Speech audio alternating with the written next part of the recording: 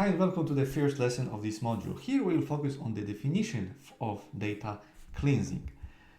To start, I would say that you are lucky data engineer if you don't have any data cleansing work, because very often data that you are ingesting into your system doesn't necessarily fit into all the requirements you have. So for example, you might ingest the data that is in invalid format, invalid data format, invalid from the standpoint of your system, of course, because it may be valid for other systems, but that's one of the points. And it's very probable, it's not very realistic to skip this part. So we will always probably, I would say 95% of the time, have some work to do on top of the raw data that is ingested to your system in order to prepare it for further usage. And for data cleansing, I don't necessarily mean only fixing formatting issues, but you may also include some data reformatting, like for example converting your CSVs or JSON files, JSON rows into some binary formats like Apache Avro that we are going to see in this module. And why you may need to apply this data cleansing, that is also known as data cleaning, but we will here use this data cleansing name. So the first reason is that the producer may evolve. So there are maybe new attributes, some schema changes, and if you take this data as it without any processing action on your own, well, it will probably break your system, because imagine that you define a schema with 3 fields and later your producer changes the schema completely, removes maybe 2 of these 3 fields, adds 5 new ones, and somehow you cannot take this data as it and ingest into your first data layer. And well, data cleansing is one of the ways to prepare this data for that scenario. The second one is somehow related to the previous, because the producer also may change the logic and fix some bugs. And imagine that we can imagine the situation with our dates. The producer is producing data in correct data format that we are expecting, maybe in our system is a European based, and we are even from the United States and even from the North America, we are receiving data in correct format, in EU format. And now suddenly, because it was a bug on the producer side, and now they fixed it, and they changed the days and months in the dates, so we cannot take data as it directly and ingest it in our system. We need to rework it before. Later we have the producer scope. So the producer may not be aware of our system at all. Its role is just take the data and ingest it to some place, and it happens that this place is our system.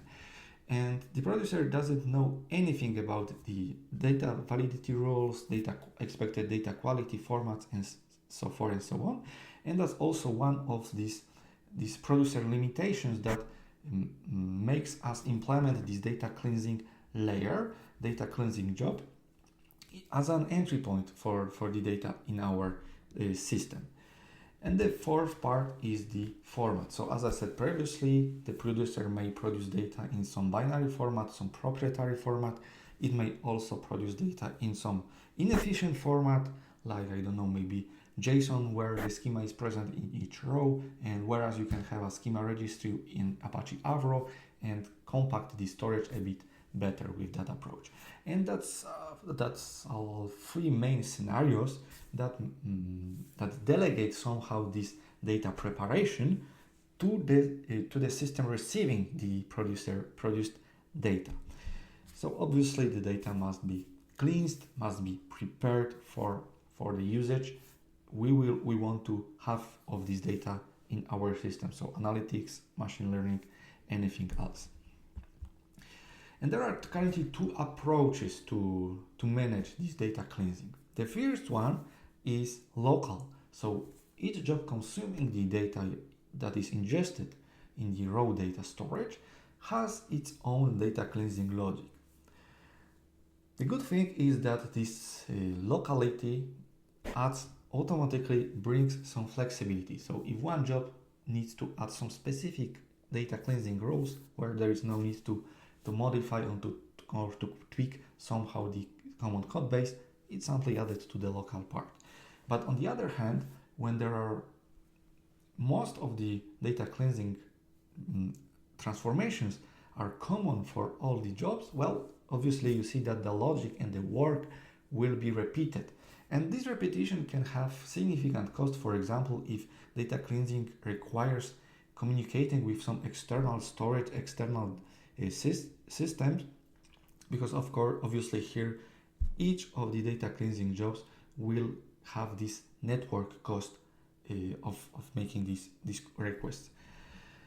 And as an alternative, you can use a shared approach, meaning that in front of the data source we have here, we will put a data cleansing job that will have the most common transformations and apply it on top of the incoming data only once.